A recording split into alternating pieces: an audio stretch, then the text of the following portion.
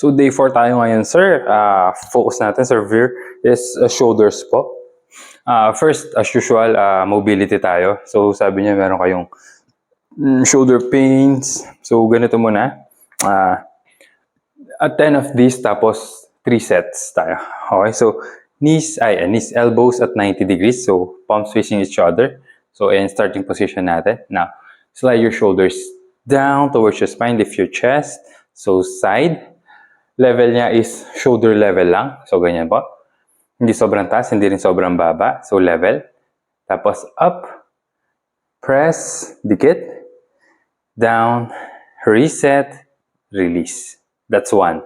Again. Side. Up. Up. Reset. Down. Release. Pakita ko nakaharap. So side. Up. All the way up. Down. Diyan. Reset. Okay po. So, tinatamaan natin dyan yung lahat ng heads, lahat ng insertion ng shoulders natin. So, lateral, na posterior, anterior, balik, and down.